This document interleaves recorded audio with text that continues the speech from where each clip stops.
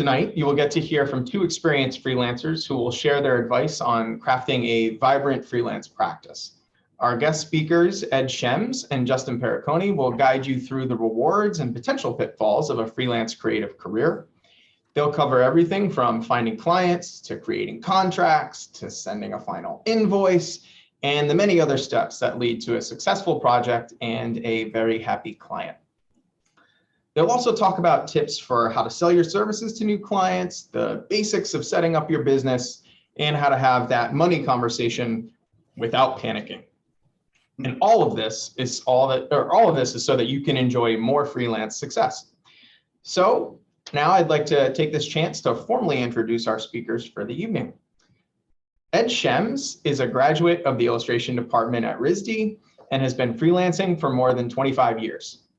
He illustrates mostly for middle grade books and early readers, and writes and illustrates for chapter books, graphic novels, and comics. Ed has also recently launched a collection of NFTs, which I'm sure if anybody has questions about at the end, he'll be happy to talk about as well. Ed is also an award-winning graphic designer and an unawarded gardener. He's the special guest coordinator for the Massachusetts Independent Comics Expo, otherwise known as MICE. And in 2014, he testified before members of the House of Representatives on behalf of the Graphic Artists Guild, the Copyright Alliance, and visual artists everywhere concerning copyright issues. Thanks again, Ed, for being here. Justin Perricone is the UX strategist at Image Conscious Studios, a Boston-based digital design and brand studio. Justin uses research and design to create a user experience that aligns business goals with best practices in modern user-centered design. He was a longtime freelancer and still takes the occasional moonlighting gig. Since 2011, he has presented dozens of talks and webinars on freelancing, typography, and printing at Massachusetts College of Art and Design, AIGA Boston, the Graphic Artists Guild, and right here at RISD. So with that, I'll now hand things over to Ed and Justin to share their freelancing wisdom with all of you. Ed and Justin, welcome, and thanks again for being here. Thank you, Scott. We really appreciate the Career Center inviting us to speak to the RISD community about freelancing, and we're really looking forward to the questions we're going to get. So let's get started. So go ahead and pat yourselves on the back because you have decided to attend a webinar about how to be a better freelancer, which means you are at least one step ahead of a lot of other folks, a lot of your other peers. We all know there's room for improvement in pretty much everything we do, and freelancing is one of the best ways to distance ourselves from many others in our field and continually strive for excellence, both in the quality of our work and how we run a business. And some of you may be completely new to this, wondering whether freelancing is right for you, while others are here for refreshers. So welcome all. First, let's talk about some of the advantages of freelancing, of which there are many. Primarily, you are your own boss. You make your own hours, you make your own decisions, you get to work from home or co-work with other creatives, or you can work from your favorite coffee shop, you can geek out over stuff and write them off as expenses. And you can do all of your work from the confines of home, which, you know, during the peak of the pandemic worked out fantastic. Naturally, there will be some disadvantages to freelancing. Here they come. Your income depends on the constant flow of work, which you have to actively pursue. And aside from doing the work, you're also in charge of marketing, billing, contracts, chasing payments. You have to purchase and maintain your own equipment, and there's nobody to take over when you're sick or you go on a planned vacation. And you have to be able to sell yourself and what you're able to do for your clients. But, you know, for many of us, the advantages outweigh the disadvantages, and that's why we're here. So let's first talk about the elephant in the room, the old COVID. And while things are coming back to normal, the last couple of years have been tumultuous for many people, and it may have people rethinking striking out on their own. We know many of you may have a lot of questions about the job market. You know, have there been changes in prices, reductions in jobs? And while COVID has definitely wrecked a number of markets, it's also boosted some as well. If most of your work was in print, the decline in many businesses, specifically those who might have had restaurant or retail clients, likely saw a major slump. But as companies are becoming more sure of their post-COVID future, there is more demand, meaning there are plenty of buyers. And there are other freelancers looking to increase their own capacity. So yes, it is still worth being a freelancer, but you definitely still have to do the work and get out there and hustle. And the first step to becoming a freelancer is realizing that you're an entrepreneur. You're doing things for yourself and making your own way. Everything you do is up to you. It's liberating and it's terrifying. But the first step is recognizing that what you have here is a business. So let's get started. You need to be serious. You need to get legit. First, you will need to name your business. You're going to want to decide on a name and then design something around that. Branding yourself is really important. It's not just about the name itself, but the visual you come up with. Your brand and your presence online should convey a sense of professionalism, competence, and creativity. You're going to use this brand to sort of stand and brand yourself seamlessly across social media, across websites, estimates, invoices, business cards, everything. A quick word about naming. Yes, it can be as simple as your name plus what you do: Joe Schmo at Illustration, Jane Doe Web Services. There are just two things to be cautioned about. One is that is the name available for your website or social media without having to append it with a dash, joe-schmo.com. Although bad URLs are not the end of the world, it's just good to be consistent across everything that you do. Ask Ed and Fred, he crushed it on that one. Will anyone have trouble spelling your name? Perricone. So things to think about, although I did name my business Perricone Design. Just learn from my mistakes. Also note that depending on which state you're in, there are rules. If you use a unique business name that doesn't actually have your own name, it may actually require you to get a business license. That's sort of a state-by-state thing, but in general, it's not that big of a deal if you need to get one. Next thing you're going to want is an EIN. This is an employer identification number. It is linked to your social security and is often used used and required by many clients, specifically larger companies and institutions. You can get one by going to irs.gov, Googling get an EIN, and I think Ed's going to drop a link in here real quick about where you can grab that your EIN. This makes it super easy to fill out your W-9 forms, which are what clients you work for will use to collect information about who they're paying as a freelancer. Sorry about that. It's also, what's that? No, the image disappeared. It was circling. I thought it looked, that was weird. Yeah, it looked a little bare, didn't it? It's also useful in other documents like the ST4, like for instance in Massachusetts, which allows you as a business to register with, let's say, a printer as a reseller, so you don't get charged tax on jobs that you're printing for a client. The EIN also creates a small but not insignificant barrier so that your social security number isn't just floating around out there where somebody can use it to, I don't know, buy an RV in your name. One thing to remember is that once you've gotten one, it's really hard to retrieve it if you forget it. So keep a record of it in your computer, email it to yourself, and even have a profile in your computer, in your phone, just so you kind of always have it. You just have a contact called EIN, just have that as the phone number. Super easy to do. You'll also use your EIN to open a business bank account or to get a business credit card. And take a look around for a bank with a free business checking account rather than an account that charges you for fees for a low balance. And the question you may be asking yourself is, why would you get a business bank account or a credit card? The simple answer is that it allows you to keep your business expenses separate from your personal expenses, and it makes tracking these finances so much easier and clearer. And here's the thing, every time you have an expense, you should do what Ed does. You can keep your, sorry, I'm laughing at the picture of my daughter holding the alligator. You can keep your receipts in an old cigar box, make a note of what it was for, and then record it in whatever accounting software you want to use. I recommend Wave Apps, and we'll talk a little more about that later. And depending on the type of creative work you do, you can write off certain things. Right off the bat, most of you can write off art supplies, the technology you use to get your work done, and the more expensive stuff gets depreciated over a period of time of a few years. Reference materials and the coffee that you buy at Starbucks to drink while you and a client discuss a project. But why should you track your expenses? Well, according to this sheet, let's say you made $21,000 in freelancing last year, and it's showing that you had business expenses totaling around $7,450. Your expenses include $310 for advertising. Maybe that's printing postcards and mailing them, or it's for Instagram ads. Depreciated goods. Maybe you bought a new iPad to sketch in Procreate. Supplies like drawing boards, a scanner, subscription to Adobe Creative Cloud. You expense your home office, part of your phone, your utilities. This is money that you're spending anyway on your business. And the fact is, if you expense it, the taxes you owe is simplified. In this simplified example, drop by almost $1,200 because every dollar that you're spending for an expense is less of your income or of your revenues.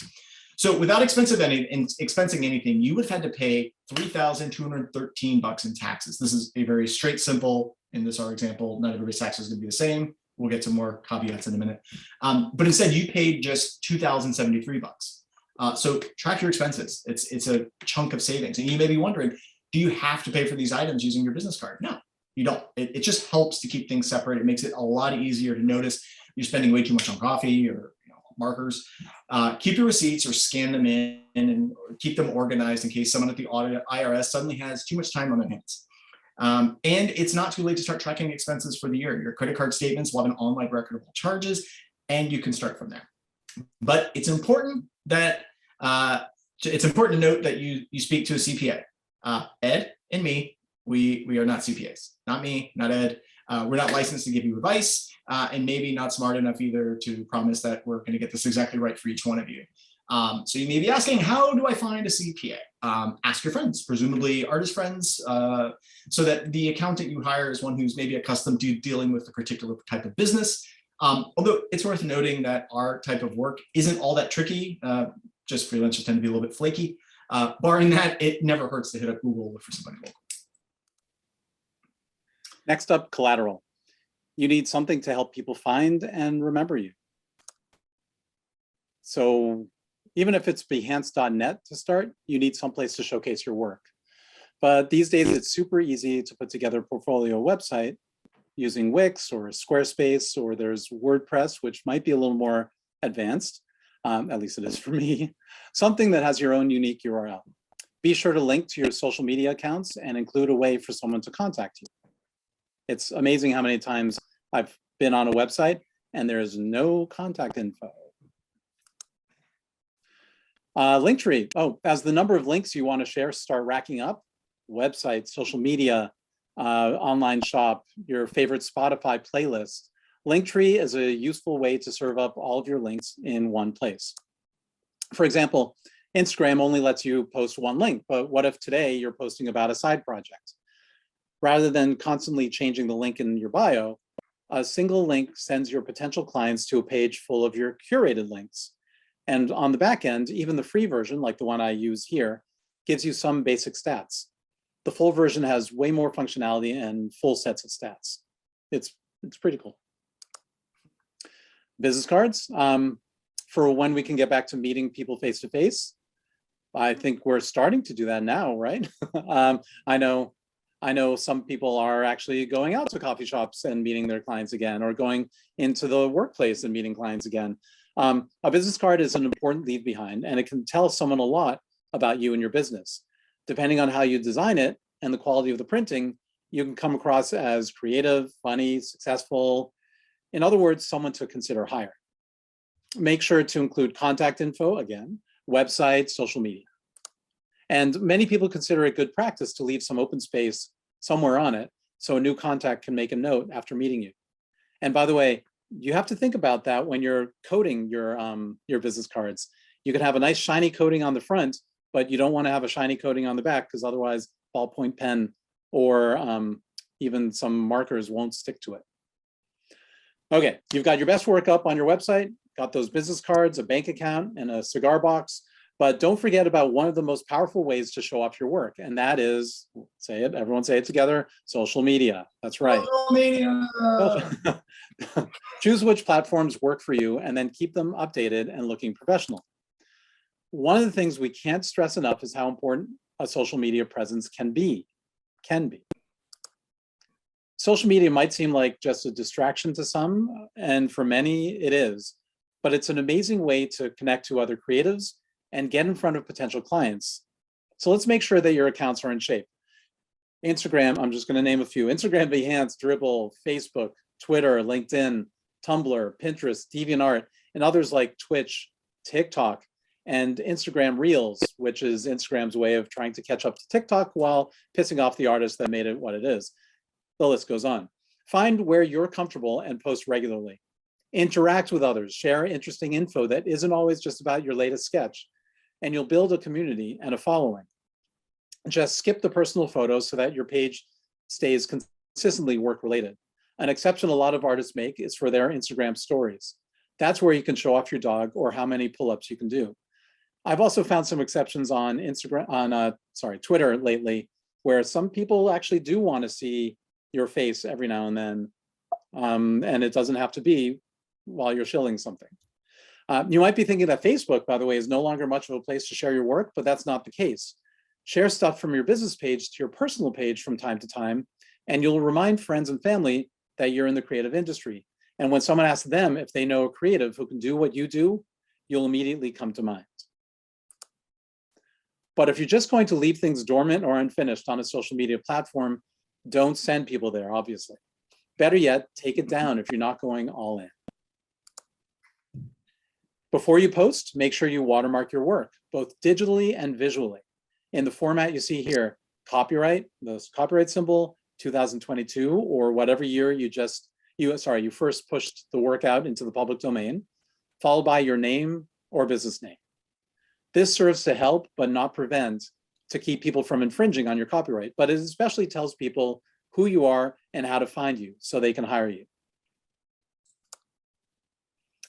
Here's a cartoon with my visual watermark next to the metadata. You can see the visual on the bottom, metadata on the right. And that's what I've added to the file. You can set the metadata in Adobe Illustrator or Photoshop. Yeah. Hit Command-Shift-Option-I. So easy to remember, right? Command-Shift-Option-I. They should make a song out of it. Best practice is to create a general template and then just fill in the specific details. And if you look on the bottom, you see the word template, little template. That's where you'll find the template. You choose the right one. If you made a few different general templates, and you choose it, and then you change some of the information if you need to. Copyright, schmopyright, Ed. Let's make some money. And to do that, we need work. For some, this is this sort of ever elusive unicorn, which is likely why it's the question we're most asked. How do I find work? A big part of that work, finding work, is networking. You've heard it a million times, and I'm sure Scott would argue or would agree that, but it really is one of the most important things when pursuing this unicorn. So think art and design events. Okay, great. I'm with a bunch of creatives that all pretty much do what I do. What good is that going to be for me? Well, you may not be able to sell to them, or can you? Maybe you'll meet somebody who's good at animation, and then another person who's good at character design, and suddenly you found creative complements to you as a storyboard artist, people who do the things that you don't do. Why is this important? Well, you can find clients by meeting other creatives who need to offer the sorts of things you excel at for their clients. And in return, you find creatives who do the things you don't do. And now you can say yes when your client asks you to help them with a part of their business that maybe isn't your forte. Rather than just going out and to find clients, in addition, you'll be finding creatives who you can start a reciprocal relationship with. And as our work becomes increasingly dispersed and complex, it's good to know people who do the stuff that you don't do. So RISD has a number of opportunities to network, and I know that Justin's going to put some links in while I talk. There's a RISD Career Center networking page with tons of info and opportunities. It includes advice on how to approach networking, as well as RISD-related resources you can take advantage of. First link. Oh, you did them all. And RISD alumni regional clubs and affinity groups. These groups provide an opportunity for alumni to connect with each other through their professions, geographic regions where they're living or working, or shared interests, and RISD Network. This is a new initiative from RISD Alumni Relations that was launched about a year ago, I think. The platform helps foster connections between RISD students and hundreds of alumni around the world by facilitating career-related conversations and mentorships. So you already have this connection that's catered to your needs, and we encourage you to take advantage of it. If you want to copy and paste those links for later. big part of freelancing is being able to sell yourself. And one of the most important attributes is to be able to project confidence. That means no more posting on social media, really anything that demeans your work, or anything that knocks your ability to solve problems for your clients. What you create, only you can do that way. Only you can make the decisions you make. And once you have the confidence that what you create has value for your clients, then you're going to get somewhere. Ed has a really good example about this. All right. Justin loves this story, so I'm going to tell it again. I have a distant cousin who used to come to my parents' house for holidays while he studied at Harvard. And because my mom's an amazing cook, we always have relatives swinging by. So he was there religiously for a few years. And every time we saw him, he would confidently, very confidently, announce his plan to compose music for Hollywood after graduation. Don't get me wrong, he was a great guy, but we would all just kind of nod our heads and smile. We weren't his potential client, but you could be sure that he was just as confident when he spoke to Hollywood folks. And fast forward to 2017, when he received 2 Academy Awards, Best Original Score and Best Original Song for City of Stars for La La Land. His drive, coupled with his talent, drove him to where he wanted to go. So how about you? What's your drive like? Figure out what your goals are and then go after them. There's no room for uncertainty and self-deprecation. Tuck your art under your arm and run for the goal line. Figure out what your potential client is looking for and craft a message that speaks to their objectives. And remember your entrepreneurial spirit, which is why you need to have an elevator pitch so you can do it for yourself. That means always having a relevant project to talk about at the ready. Even if it's about something that's not relatively recent, you should be able to confidently talk about an interesting project in 30 seconds or less. Better yet, keep a few in your back pocket and then choose the one that fits best with the audience in your elevator. We're about to continue on, but just very quickly, if anybody does have any questions while we're going on, please feel free to drop them into the Q&A. You use the chat for other things, but if you have any questions about what we're talking about, definitely Q&A is open. So now you are ready for your jumpstart. And this is how anyone in any field can get started with something, be it a client, a project, or just sort of a nudge in the right direction. The idea of starting off as a freelancer is incredibly daunting to many people, but we're hoping that we can provide you with the jumpstart that you need to get things going for yourself. One of the first avenues that a lot of people think about is, crowdsourcing or competitions. It has a super low barrier to entry. You get to show off your work and maybe you get a bit of practice. And yeah, this is a great big no-no. Listen to Batman there. Sites like 99 Designs and Fiverr are bad news. They kind of degrade our industries and make us all look like we'll work for nothing or next to nothing. But how are you expected to compete with those cheap sites? Well, by creating custom quality work that you can guarantee is original. We'll get back to that in a second. Or in a little while, by working with your clients as a partner rather than as a one-off. Again, it's important to figure out how to sell yourself so your potential client recognizes the value that you can bring to their growing business. Anyone who can't see that value is more than welcome to just buy a $5 logo.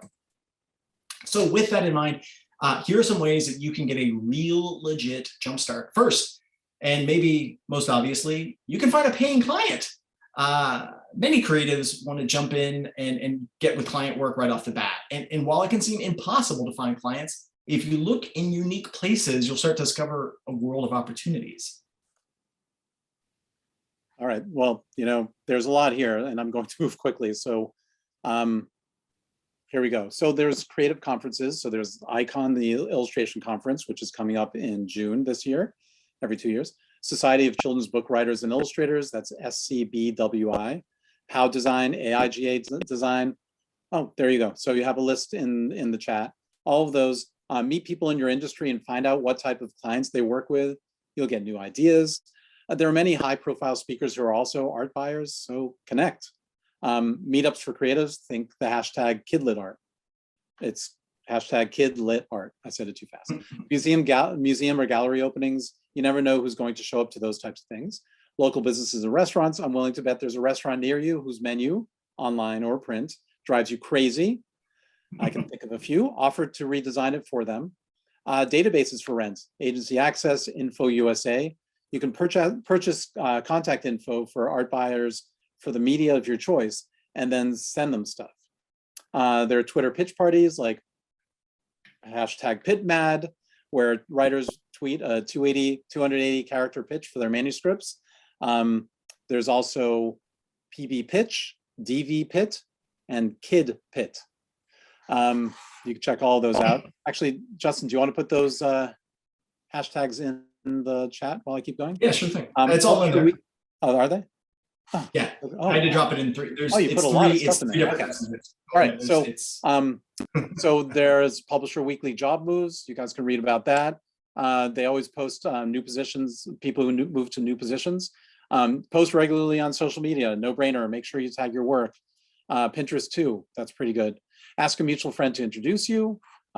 Parties, so I want to read this one. Everyone you meet is a potential connection. That doesn't mean you should be a pushy salesperson 24/7. Instead, as part of the conversation, let people know what you do and give them something to visualize so that they have a clear idea. Such as, instead of saying that you're a designer, tell them you design websites for restaurants. Instead of saying you're a digital artist, tell them you sculpt 3D characters digitally. Don't minimize what you do. We all do it. We all say, yeah, I'm an artist, you know, I do stuff. And no, that doesn't work. And like I said, I do it too. And I'm trying to correct it every time now. Engage on social media. That's how you create relationships with other like-minded creatives. Comment, like, share, and they'll do the same. Not always, but sometimes. And be sure to use your legible copyright notification like I showed you earlier. Deep breath.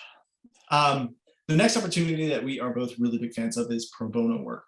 One thing that doesn't get talked about enough in the pluses of doing is the pluses of doing pro bono work. Find a nonprofit that you believe in. It could be a charity, a house of worship, an animal shelter, and offer your services. Worst case scenario, you've helped a worthy cause, and you have a great new piece for your portfolio or for social media. On the plus side, if the work is good enough, they might find the money to budget to hire you. Additionally, when the board of directors see the quality of your work, they may hire you to do work for the for-profit company that they likely belong to. And although the work might be pro bono, you should still treat the organization as professionally as you do a paying client. Start with a contract. At the end of it, send them a bill with the total zeroed out. And in this way, they get a chance to see the value they're receiving and recognize the amount of work that went into the project. And by the way, and unfortunately, any services that you provide are not tax deductible. Hey, Justin.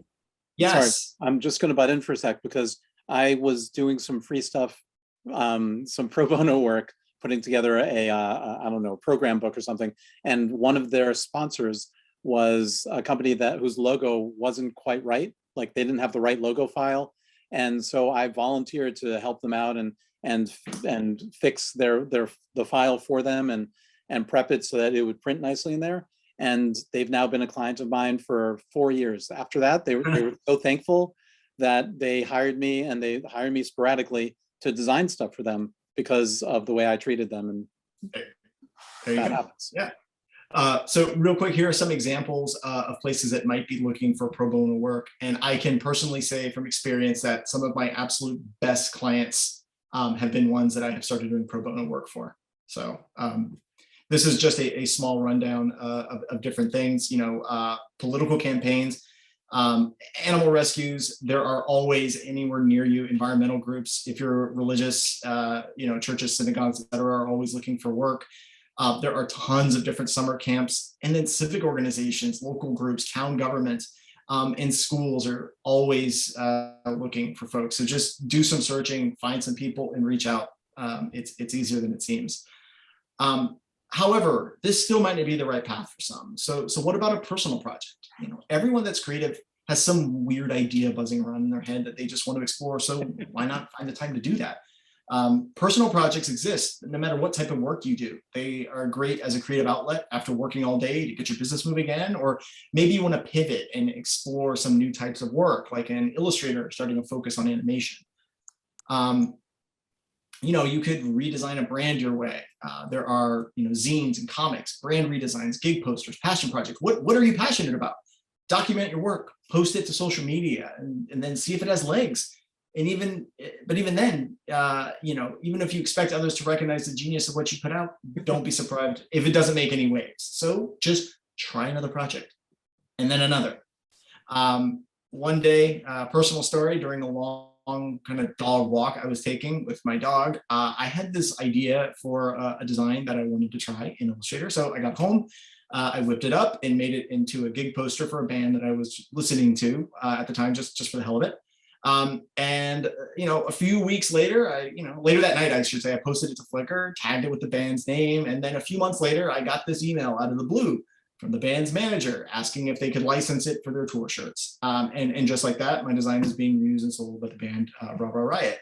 I have probably spent thousands of dollars seeing bands, buying records, merch, and such. And to this day, this is the only band I have actually made money from, which was a big bonus. And here are two examples of passion projects. Lim Heng Sui apparently loves cats. His Instagram feed over the last 2 years is about 90% feline. And we could do an entire webinar just about the evolution of his career as an illustrator.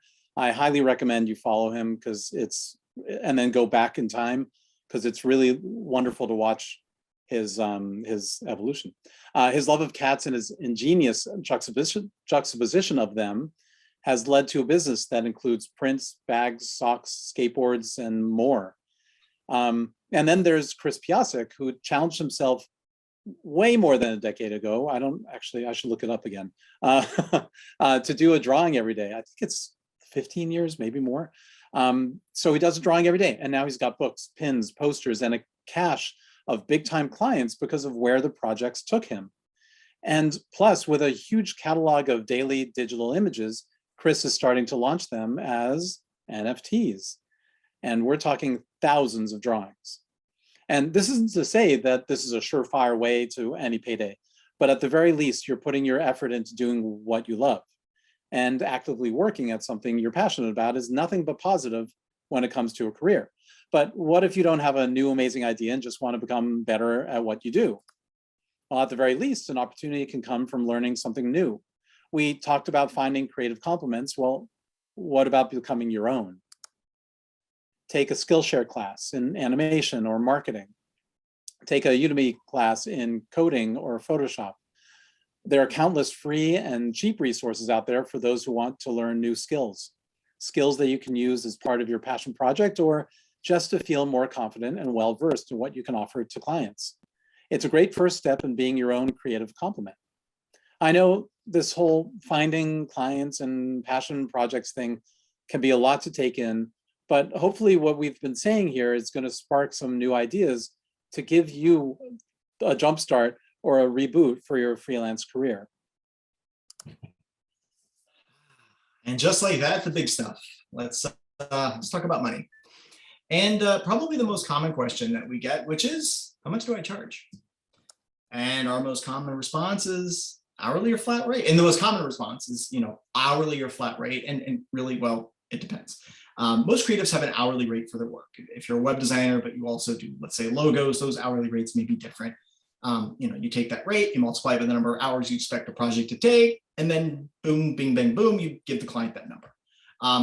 Exceptions to this are made for certain projects that may have too many moving parts or just simply based on hours, such as doing social media work, website updates, meetings, consulting, retainer work, etc. But where are you getting that hourly rate from? Did you make it up? Did you use one of those online calculators that have so many variables in it that it can't possibly give you a good number? A good first step here is to start by asking a colleague, but take their answer with a grain of salt. If you're a logo designer and you ask old Uncle Milton Glaser about his hourly rate, it'll be tremendously higher than if you ask someone, let's say, more in line with your experience. Mr. Glaser deserves to get paid pretty well. He had decades of experience, including hugely successful logos, iconic graphic and poster designs. But even still, we often underprice ourselves. And just to give you an example of this, let's say you talk to a couple of friends and you've settled in at a rate of $50 an hour for your work. And you found your success. You got some clients, you're paying the bills, you're putting some money away. And you're able to fill your days with work. Great, 8 hours a day, that's $400 a day. Many of us would love to be in the same boat. You're working 8 hours, you're making $400, but let's make a little change. Instead of charging $50 an hour, let's say you charge $100 an hour. Now, some leads might balk at that price, and maybe former clients don't send as much work. In fact, now you're only billing about half the hours you were before. So you're in the same position, right? Well, no. Actually, while you're making the same amount of money, you've gained 4 hours of your day. This is time that can be used to put into more client work, into side projects, looking for new clients, creating content, riding bikes, cleaning up after your kids, or just otherwise not undervaluing your time. Now, you may not be able to charge $100 an hour, but think about not undervaluing your work. Is the undervaluing work you have to offer. After all, your goal should be to find clients who can recognize your value and are willing to pay properly for it. The value you're bringing to a project is probably the most important thing when it comes to pricing a project. The same way that your time has value to you, it also has value to your client. Always remember that the work you do is benefiting them. And it's incredibly important to consider exactly how it's benefiting your clients when you're determining a price. Pricing for value is the foundation for a totally different way of thinking about price. Instead of figuring out what a project is worth to you, as in what would it take for you to do it, think about the value that your artwork is bringing to the client. This concept might sound a little shifty at first, and I do tend to agree, but there's one thing to remember that's incredibly important to remember as we go forward, and it's simply that price is arbitrary. There are no hard and fast rules for pricing. A perfect price doesn't exist. After all, a fair price is what the customer is willing to pay. You can consult pricing guides like the Graphic Artists Guild Pricing and Ethical Guidelines Handbook, and that'll help by giving you a range, but that's the point. Depending on your circumstances, as well as those of your client, you could be anywhere in that range. And here's just a really simple example of how arbitrary price can be. You can walk into any 7-Eleven in Boston and buy a bottle of water for about $1.50. But if you hop on the T, you go 15 minutes to the airport, that same bottle of water is going to cost you $3.50. Is the water any better? No. Why not charge $20? Well, they're also smart enough to know that they won't sell enough water at that price for it to be worth it. Buyers and sellers won't see the value in a $20 bottle of water. Value means that both parties are gaining something in the transaction. The price of the water is not too unreasonable for the buyer, and the seller maximizes their profit. We know what happens if the price is too high. Not enough water is sold, but if the price is too low, well, either they can't keep it in stock, or there becomes an issue of quality, like, maybe they're just, digging bottles up and refilling them in a bathroom sink. Like, for instance, if somebody tries to sell you an iPhone 13 for $100, you'd rightly assume that it's either broken or stolen. But as creatives, we offer a service, not a product. And so we're not competing in terms of a commodity where price is all that matters. Each of us provides something unique for our clients. And while they're paying us for an end product, they're also paying for expertise. So it's the situation that dictates what somebody's willing to pay. So let's talk about the value that you bring to different clients with the following example. And we're going to compare two similar projects pitched to two very different companies. The first is a local pizza shop named Blanco's. They're interested in having you do an illustration for a pizza box for the 50th anniversary. They've got good pizza and a reasonable deadline. So you think it over and you figure, this is going to take you, let's say 10 to 15 hours. So let's just, for simplicity's sake, use that $100 an hour from before. You come up with a price of $1,500. Let's call this the baseline rate. Now, a week later, you get a call from the head of marketing at Domino's. They're also interested in having you illustrate a pizza box. Come on. Their ask isn't much different. One illustration with a similar deadline, and you estimate, what the hell, the same amount. 10, 15 hours, you come up with the same price of $1,500. I mean, it's the same type of work with the same deadline that will take you the same amount of time. So the price should be the same, right? Well, no. Both companies are not getting the same value out of the project. Blanco's is a mom and pop pizza place, while Domino's, has over 6,000 stores. And in 2021, they made $1.7 billion in profit. So suddenly $1,500 seems kind of ridiculous. Knowing that your work will be printed on millions of boxes and be seen by millions of people when they get your delivery, and then in advertisements, the value that they're deriving for your work is vastly higher and thus needs a little bump in the price. It's way more, you're giving them a lot more than you are to Blanco's. A good way to think about it is this: the more eyes, the more impact, the more value to the client. So in the end, Blancos might actually fall below your baseline because they are such a small company and maybe can't possibly pay the 1,500 bucks. But, for you to quantify that drop in price, you would also assume a drop in deliverables. Let's say, fewer sketches, fewer rounds, revisions, etc. And by the way, that below the baseline rate should never fall so low that you take a loss. While Domino's soars way above. Think of this as baseline plus or minus extenuating circumstances. These extenuating circumstances might be something like limited use, in which the price may go down, or extended licensing for shirts and stickers, in which the price goes up. And that price can fluctuate depending on other details, such as whether it's a rush job or they want to use the art for other items such as posters. We'll talk more about this later when we're using tiers for estimating a project. Also, fun little fact about this logo. Remember our discussion about Fiverr? Well, for a different talk, Ed and I wanted to know what a cheap logo meant. So just to see how bad a $5 logo was, we actually, it was $7 after fees. We hired someone on Fiverr to design one for us, and we found this guy with decent enough reviews, and we coughed up our $7, and we got pretty basic instructions and got this decent enough logo. It's not going to win any awards. I've seen worse used by real companies, and this should be fine, right? It only took about 2 minutes of Googling to discover that the designer had completely ripped off a stock illustration, which they most likely did not pay for, meaning that any liability for its infringed use would fall on me, the client. Fantastic. But think about it. What did you expect from something so below market rate? Anyway, get comfortable, everyone, because it's time to get awkward. Oh, that's silly. Artists are never awkward, Justin. All right, so you want to avoid an uncomfortable money conversation? Get some ideas about budget early on. All right, how do you do this? Well, find out as many details as you can before you quote the job. How fast do you need it? What sort of rights do you need? Is it work for hire? If so, why? Who will be making the decisions? The person you're talking to or a committee? That's a red flag. Do you have a set budget? We're going to help you out with some of the conversation starters.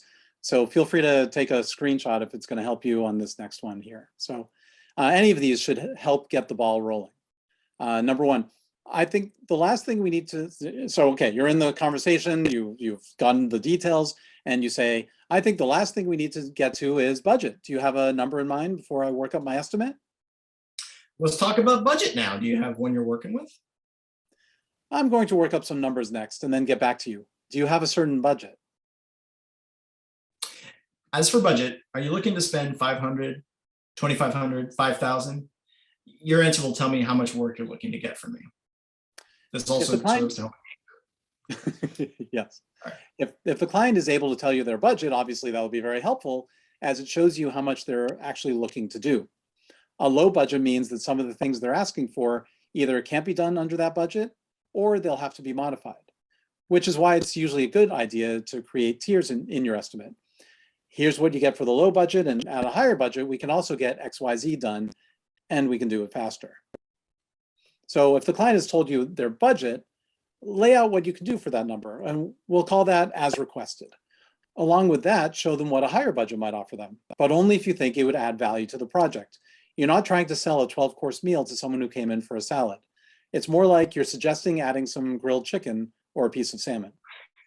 In this very simplified example, the client has asked for a 10-second animation starring 3 original characters in one scene with a budget of $7,300. Because you think it would tell the story better, you also quote them the cost for a 15-second animation involving a change of scene. Be ready to support your reasons. On the other hand, if they didn't have a set budget and you're unsure where you think you should be with your price, multiple tiers are, again, a great way to go. The as requested level is where you feel your price should be, considering all the aspects of the request for a proposal, which is RFP. In case your as requested level is too high for the client, or to give them something to compare to, the economy tier gives them less for less money. It's important to remember that negotiation is a give and take. If they want a lower price, something has to give elsewhere. That could mean a longer deadline or a reduction of deliverables, which could include sketches. How many rounds of sketches. There's so much more to say about pricing, which is why we do a deeper dive in our how to price your work webinar. And so that this doesn't turn into a 3-hour presentation, it is time to move on. But we look forward to any questions you have afterwards. Yeah, and quite a few. And actually, someone was asking about work for hire, and this would just be a perfect time for me to explain really quickly. Work for hire is when you've signed a contract with a company that states in the contract that what you're doing is work made for hire, which means that they become the author. It's as if you're an employee of theirs, and you're doing the work for them as an employee. They own the artwork, and therefore they own all the copyrights to it and everything. So that is work for hire. And often companies will use that term thinking that that's the right way to go. But they just don't know any better. They actually don't need to be the owners of the art. And because they would own the art for work for hire, you would have to charge a little bit more too. And you can explain it to them that way. I'm happy to do work for hire if you really need it, but I have to charge you more, and I don't think you need it. Tell me what your actual needs are. And that's kind of where you start the conversation. Thank you, Athena, for that great question. So as we start wrapping up here, one thing you have to remember is you'll want to keep yourself organized. Oh, sorry. No worries. There we are. Create a template estimate with the brand you've created, and put your contact info up at the top, some nice text underneath about how much you appreciate this company for reaching out to you, and use it to quickly put together quotes and then hang on to it for the next time. Same thing goes for contracts, invoices, and anything else you want to automate. Copy and paste is your friend, but make sure to change people's names. Don't companies' names. That's never done it. My templates usually have the company name in red. Anything that needs to be changed, it's in red, so you can't miss it. The more organized you are, the more quickly and easily you can respond to inquiries. And if you are having trouble, thinking through whether it sounds right or whether the price is right, bounce it off a friend to make sure that it reads and feels the way that you want it to. And when it's time to start a project, you're going to want to use a contract, and you're going to want to use it every time. And you're going to want to use that contract even with family. Well, especially with family. A contract is one of the ways of saying, look, I'm a professional, you're a professional, let's do things the right way. It contains the expectations for you as the artist, as well as what is expected of your client. On the rare occasion a client balks at having to work with a contract, frame it in a way that shows why it's important for them. A contract details what they should expect from you, from the creative. Time and work-wise, it explains it, and also about what rights they will own once the project is completed and paid for. How can they say no to that if you frame it that way? For the creative's benefit, which is you, the contract can clearly communicate that feedback must come within, let's say, 2 days, or the deadline will get moved back, or that until final payment is received, you retain the rights to the work, and so on. You can find sample contracts online through the AIGA or the Graphic Artists Guild's PEG's handbook. Wherever you find them, you'll want to make your own modifications depending on the type of work you're doing. I took my contracts from here, and then I talked to other artists, and I made changes based on that, and I made my contracts my own. Speaking of getting the job, it's now time to get paid. Yeah, and for that you'll need to send and then track an invoice. Take a look at waveapps.com. That's apps with an S. It's an invoicing and bookkeeping software. It's totally free. They have an app you can use on your phone. You keep track of expenses. You can take credit card payments. You can follow up on invoices. You can scan receipts. Both Ed and I have been using it for years and love it. It's really fantastic. I don't love it. I feel like I have to say now, I don't love it. It doesn't. It's really good for being free. Yeah. Oh, yeah, for sure. But I don't like any software that does this kind of stuff. Wow. It's also important to remember good service matters. That's what keeps clients coming back almost as much as doing great work. Throughout the project, be a good communicator. Respond quickly to emails. Update the client periodically. This used to be a problem spot for me until I challenged myself to make sure that my clients never have to check in. And if I ever receive a message wondering about the status of a project, then I consider it a motivator to do better next time. Follow up after each project to make sure they're happy with the outcome. For instance, if it was a print job, keep track of it and follow up after they've received it. This is also a good time to ask whether you can share the project online. Of course, that right has already been expressed in the contract you wrote, but it's a nice courtesy to check that it's the proper time to share. Keep in touch with your clients so you can stay top of mind. Put them on a holiday card list, send a postcard, send an occasional email letter, newsletter. Remind them how great it was to work with you. And don't forget, while you're waiting to get busy with clients' projects, keep creating. For instance, you can sell prints, stickers, or one-of-a-kind creations on digital goods on Etsy, Creative Market, Gumroad, Spoonflower, Society 6, Redbubble, or any other silly named company. You can sign up for RISD Made. You can get a table at crafts fairs like RISD Craft. Ed, you're doing that, right? I'm doing it for the first time ever. I'm doing a craft fair, and it's RISD Craft this coming June. Come say hi. Print on demand, by the way, is a good place to test things out. If they work, you move them into somewhere more profitable. So for example, if you're designing shirts and you don't know whether they'll sell, instead of paying a lot of money to print in many sizes and styles and then storing them in your garage, a site like Redbubble will do print on demand for you. Of course, you'll make only a small portion for that benefit. Sell the shirts for $25 and you'll make something like $5 or $3. Once you know the shirts are successful, do a print run and fulfill the orders yourself. You'll sell them on Etsy for $25 plus shipping, and you'll make about $20 a shirt. But only do that once you feel confident that they'll sell. Just be forewarned with that. I said, sell prints. Right. Why do you say that? Because 500 prints take up this much room under your bed, and 500 t-shirts take up your entire bedroom. And they cost the same amount of money. Small, medium, large, extra large. Sell prints. Kid sizes. Sell prints. Just be forewarned. Anyway. Sometimes there just isn't as much demand as you were expecting. Yes, this is a real picture, not photoshopped. An emerging market for selling your digital work, art, music, writing, directly to clients, think of it like owning your own gallery, are NFT marketplaces. There are many platforms such as OpenSea, Haylayer, Foundation, etc., and they're very attractive as the artist has full control over the selling of their work, while also being able to get a commission on every subsequent resale. We don't have 3 hours to get into NFTs right now, but I'll be happy to take some basic questions or have a discussion about NFTs after we do the Q&A at the end of this, and we're nearing the end. We are getting there. And finally, it is important to say a few things about the work you're creating. Work smart. Keep learning, and always strive for improvement. You and I, we can always do better. That said, remember to have confidence in the value that you and your work have to offer. If you're not confident about working with clients, it's a good idea to figure out why. Are you uncomfortable negotiating and talking to people? Perhaps you should get an agent and leave the negotiating to him or her. Are you worried that your work isn't good enough? If so, take some time to work out how you might improve or fill the gaps in your knowledge with online learning. Start now and enlist a few creatives to start a critique group.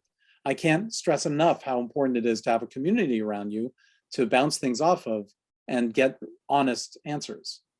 Most importantly, remember to run your business like it's a business. Sometimes we forget that's what it is because many of us are lucky enough to be running a business doing something that we love. And folks, that is it. A huge thanks to RISD's Career Center for asking us to share Ready, Set, Freelance. Definitely connect with Ed on social media. His link tree here. This is his link. Here's his. There link you tree. go. I'm gonna send it. Ed just sent it out there. Thank you all for your time. We have some questions over here. Please keep them coming in. First question that we have here is, I have questions on location to start a freelance job. Is it necessary to go to big cities like New York City to get more opportunities? This is kind of an interesting question because I would say that freelancing kind of by its nature is sort of a non-placed thing for most creatives. Where you are doesn't necessarily matter a ton. I know for myself, I started my freelance career in a smaller city, moved to Boston as a much bigger city. I found it a lot easier because there is more opportunity. There's obviously more competition, but I don't think you necessarily, like while big cities do have more opportunity, I don't think you necessarily need to physically reside in those cities. It's sort of targeting your digital presence toward being there. I don't know, Ed, what are your thoughts on this? Oh no, you don't. I'm going to tell you unequivocally, you can be wherever you want. Right. You don't have to tell anyone that you live in Kentucky or anywhere else, somewhere overseas. You don't have to tell anyone, and they don't have to know, as long as you adhere to certain business hours, of course, if you're overseas, especially. So no, take advantage of the fact that wherever you live, hopefully, is cheaper rent or lower cost of living than if you went to New York City. If you had asked me this 20 years ago, I would say, and depending on what you do, of course, if I'm going to assume you're an illustrator or a painter, then I would say, go to New York, go to New York and make some connections. Yeah, I mean, that's the one thing you would get from being in the city is the networking in person. But again, so much of that exists outside of the real world that I don't think it's nearly as necessary as it used to be. In fact, it's completely unnecessary. Right. We have a question about what our thoughts are on Upwork. So I had to look it up real fast. I remember when it was Elance, and that's what. Okay, right. Go ahead. So the way that it works, really briefly, the way that it works, if it's still the same as Elance, is that you start out as a freelancer, of course, and you take jobs or you bid on jobs. And yes, when you start, you kind of have to bid low to try to get the jobs, to try to make a name for yourself and get stars, or I forget how it was rated. Yeah. To get like the more stars you get, the more sought after you are, therefore your price goes up. It's the same as in the real world. The big problem for you as a freelancer is that you got to start low and work your way up and prove yourself. If you're not good at communicating, if you're not good at I don't know, knowing what your client actually wants when they ask you for something, then you're not necessarily going to get anywhere on Elance. You have to be real good at what you do, and you have to kiss some butts when they say, "Oh, I forgot to say it all needs to be read," after you've already delivered. So, so how do we feel about it? I can go either way on it. I'm going to say though that go for it, but make sure that you can do all the stuff that I just said, that you're good at communicating, etc. And you will do well, and you'll start getting those jobs. People will start hiring you, even though your prices are higher because of your high ratings and your high testimonials. Yeah, I think it is sort of a slightly classier version of Fiverr. It also has a much broader, seemingly a broader, it's a lot of the same type of stuff. It's just presented in a very different way. The rates that people are asking do seem quite a bit more, but again, yeah, Ed touched on all the points that I would say as well. Give it a shot, but yeah, be ready to know. Just don't back down on your value. Don't, right. You can't make money at $15 an hour. I'll just chime in here too, because I've encountered some people who've used it, and I've heard mixed things, but I have heard positive things about it overall. And I think it does come down to, as you just said, know your value.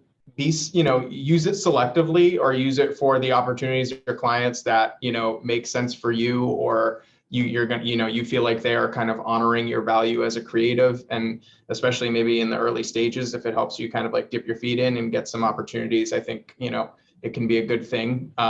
But to all the points that you've both been making tonight, like advocate for yourself, and be wary, and only tackle the types of projects that are going to be good for you and where you're going to be treated fairly. And these next, these are for you. You know way more about this than I do.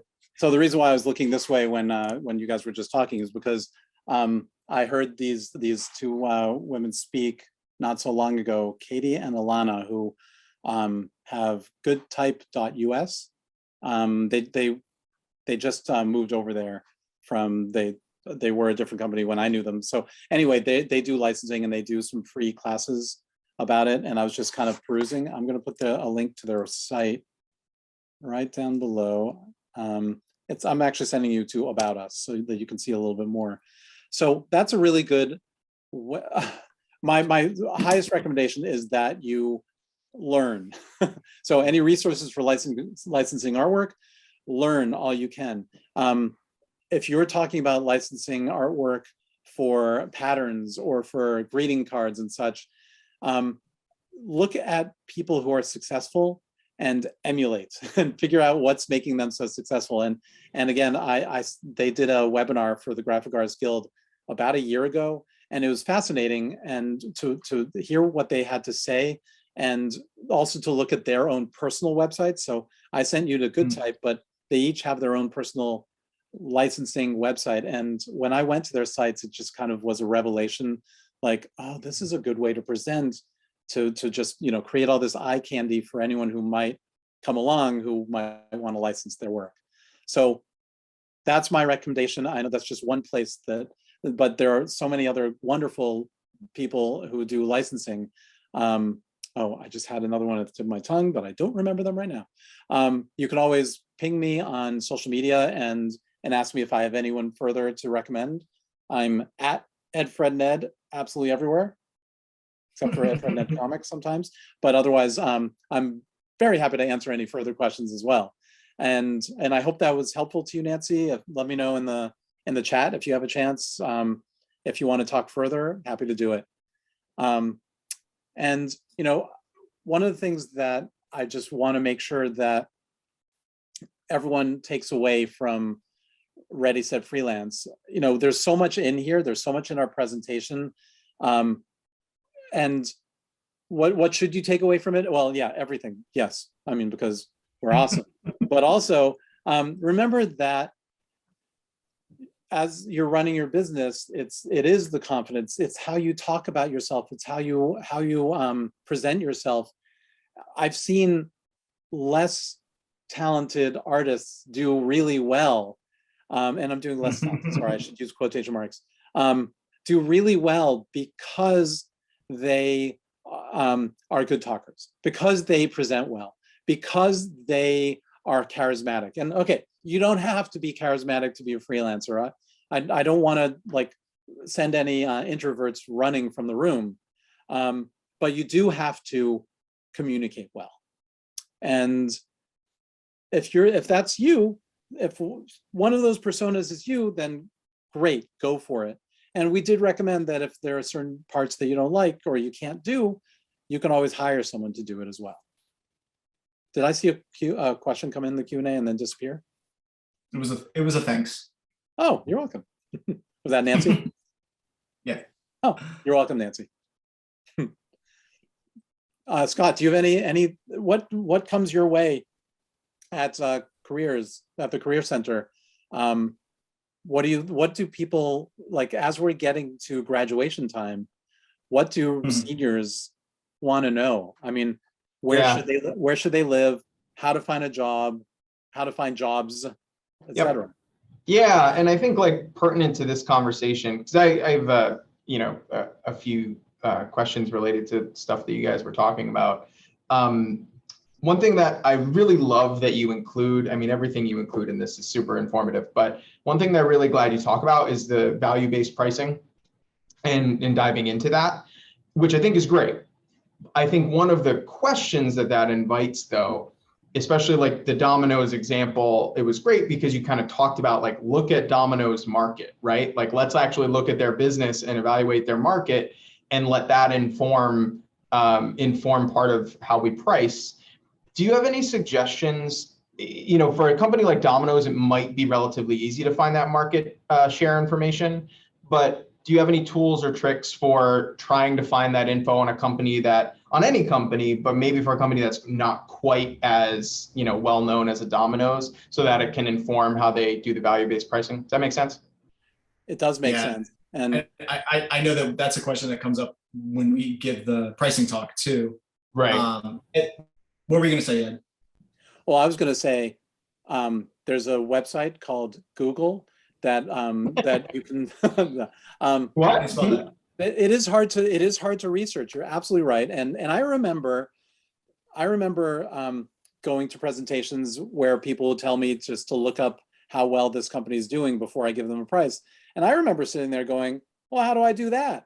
But that was pre-internet age. And I kind of feel like with enough digging, with enough stick-to-itiveness, I don't know, You can find out something, and maybe you can't find out what they made in the last year, but you can find out that they just bought a jet for their board, or you can find out that they just bought another company, or they, all that kind of stuff will just help you understand that they're not the mom and pop that Blanco's is, but and then you can, if you don't want to assume anything though, you don't want to assume that they have too much money.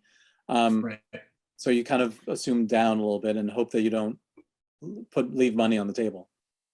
Yeah, I mean, we definitely talk about this in our pricing talk, but I think it's less about a specific number. Like, obviously, we use the numbers for Domino's just because it helps make an impact. But it's not like you need to know what their revenues are. If you go to their website and you see they have a team of like 8 to 10 people, that's a fairly decent sized. I mean, it's a small company, but that's very different than if you're talking to somebody who is starting a knitting group for their retirement center. Like, that's obviously a very different one. It's just getting that sense of who they are. And another thing we talk about, not to talk about this other webinar, is that this idea of kind of coming in a little bit high and then offering to kind of like bring things down. It's all about not just using that baseline rate. And sometimes that baseline rate is fine. Maybe it's a company that has a few people, they're trying something else. Just use your baseline rate. It's a rate that you feel comfortable with. So, right. Yeah, I think it's a great point, that it's not about necessarily a firm number on their sales or their revenue, but it's about getting a sense of what the business is, what their size is, what their scale is, and using that to inform. I think that's a gret point. That's exactly right. And so I think Athena had a question as well, if one of you wants to tackle that. Ed slapped back that, we do use Wave apps. As far as I use it for invoice, as far as getting paid, I still most of the time just still get a check from people. I also occasionally will use PayPal because for some people that's easier, and I'll maybe add a few bucks to cover some fees, but in the end just end up eating some of it.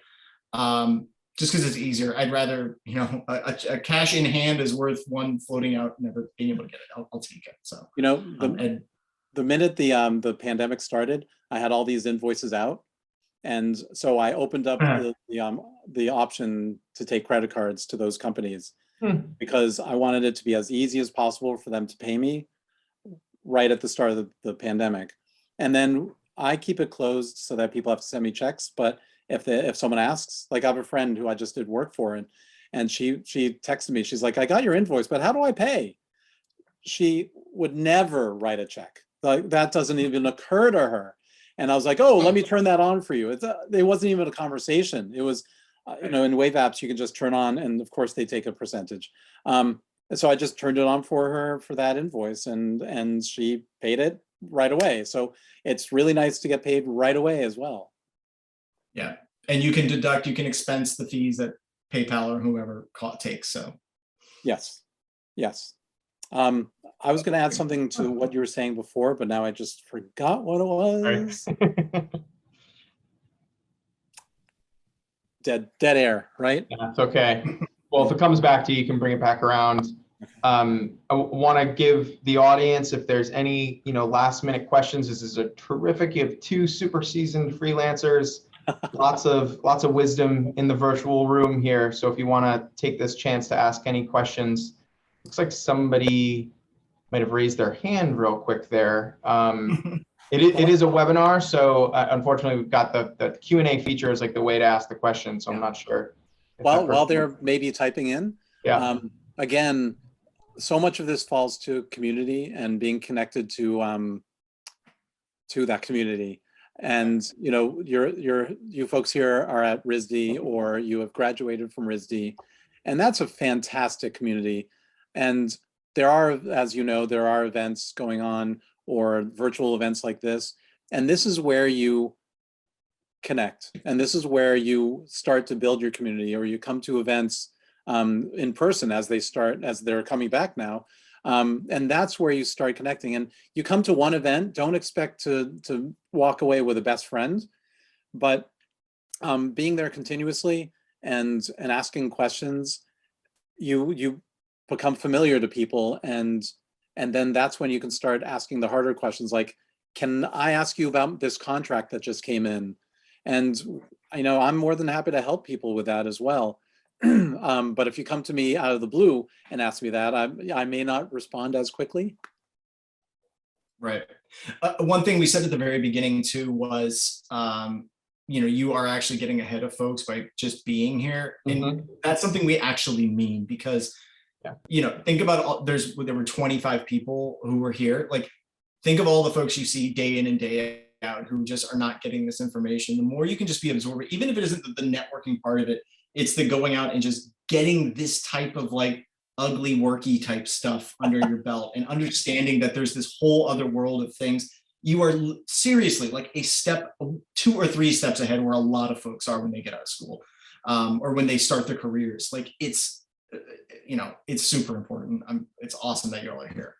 And I just want to like add on to that real quick. I know there's another question, but I think there was a point in the presentation where you talked about, I think it was around pricing, and you were talking about like ask colleagues or ask freelancers, like talk to them about what they do. And that's, I think, a great, part of what you're talking about, which is like, if you can get out there and talk to people who have a similar practice or have experience doing it, doesn't mean you have to copy what they do, but you can be learning little bits of advice and little tips and tricks along the way, and that all accumulates. So I think that's such a good point.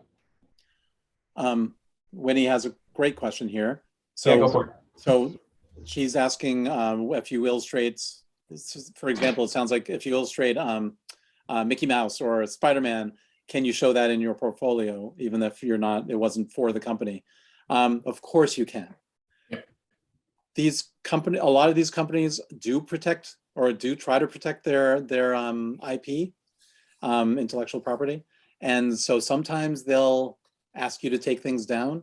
For example, I have an illustration I did of Superman that's been up on Etsy for probably 6 years. And I think I've sold maybe 2 prints, but it drives so much traffic to my Etsy.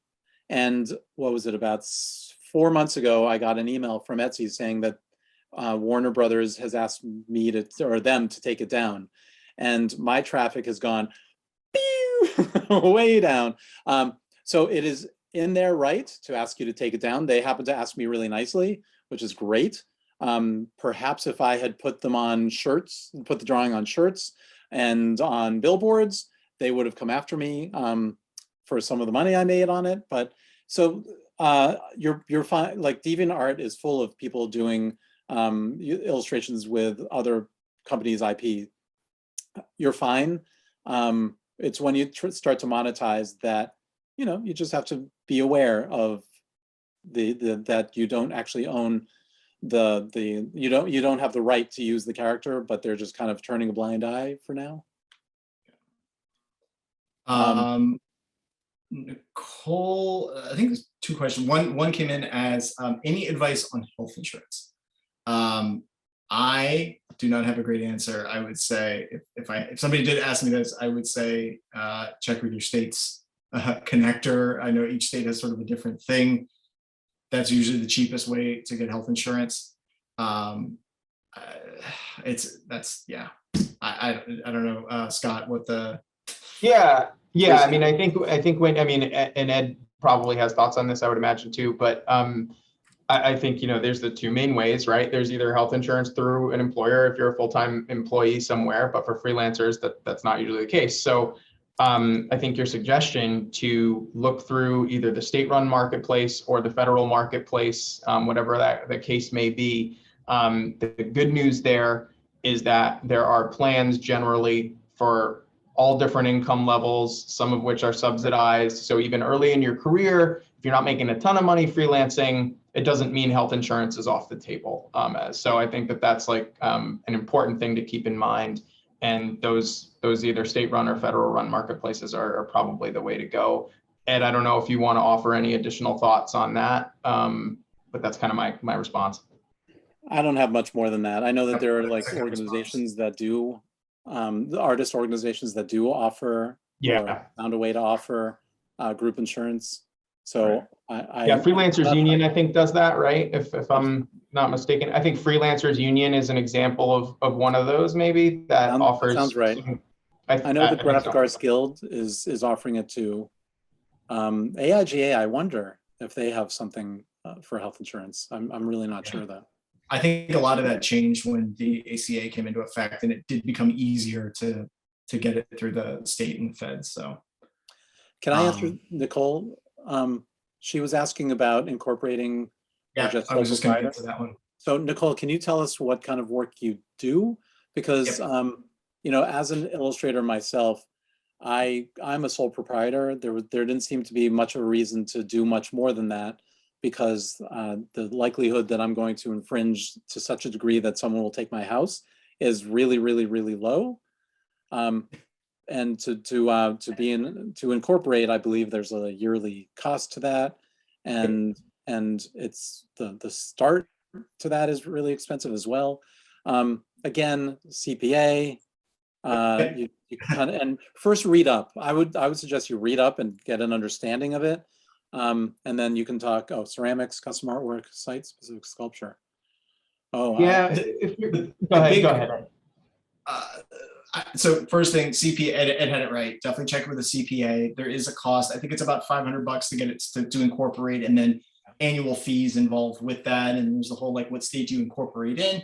Again, CPA. I also run as a sole proprietorship. The big thing that I always heard was, can your work do physical or some kind of damage to a person, whether that be you are a carpenter and the garage you built collapses? No, as a graphic designer, no. The other thing they could say is, oh, well, this logo you designed was such garbage that my business lost a ton of money.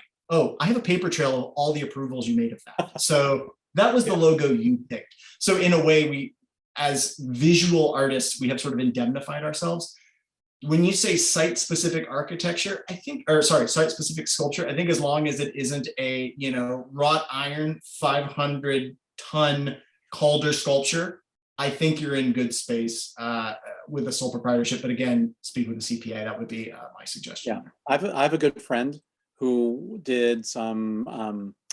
She didn't do event planning, but she did, like, she would create things for events, like floral arrangements and or whatever you needed to put on, like a centerpiece type thing.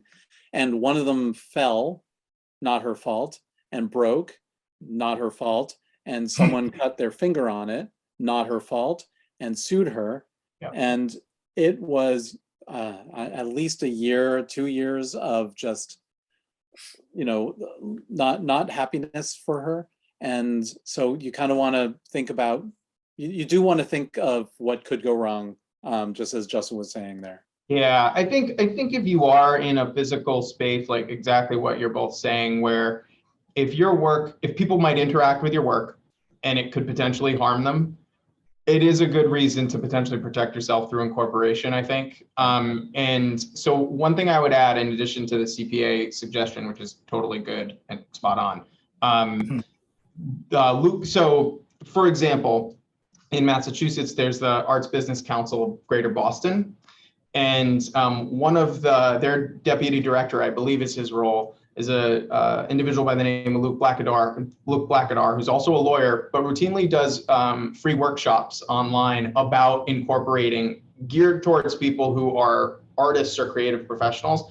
And he literally runs through all the different business types and what might be a good fit for you based on the kind of work that you do. It's a terrific workshop. And it's really specific to this, like, do I incorporate or not, pros and cons. It's exactly what you're asking about, Nicole. And I think, and there's, you know, the chance to ask Luke questions at the end too, which regarding your specific type of work might be useful. So, you know, I don't know where you're based, but yeah, that's right. Yep. It's Arts and Business Council of Greater Boston is the name. I'll put it into the chat, but there are also organizations like this throughout the country that do similar kinds of things. So I can put it in the chat, and then there might be a similar organization near you too. Right. Great questions. Yeah, awesome question. You're welcome. All right. Is there anything else? Anyone else have anything they want to know while we're here? We love this part. Justin and I both live for the question and answer part. It's been terrific. Yeah, we love to see what the RISD community comes up with, and and the great questions that we get asked. Last call for questions here before we let Justin and Ed move on with their evening. It's been terrific. Any going once, going twice? Sold, done. Okay. And both Ed and Justin gave information about how you can and be in touch and reach out if you want to talk to them another time. But thank you both. As always, this is terrific. You pack a ton of valuable information into this webinar, and you also make it fun. And, you couldn't see me or hear me because I was shielded up, but I was, chuckling along the whole time. It's always entertaining, and I love it. It's a perfect mixture of good info and just fun stuff. So thank you so much for doing it. Obviously, the audience was super happy and super excited about it too, as you can see from the chat. So thank you both. Thank you everybody in the audience who attended, and everybody out there, have a great night. Big thanks again to Justin and Ed, and everybody take care. Thank you. Thanks so much, Scott. And Thanks for everyone coming. Yep. Thank you so much. See you, everybody. You got it. Bye. Bye.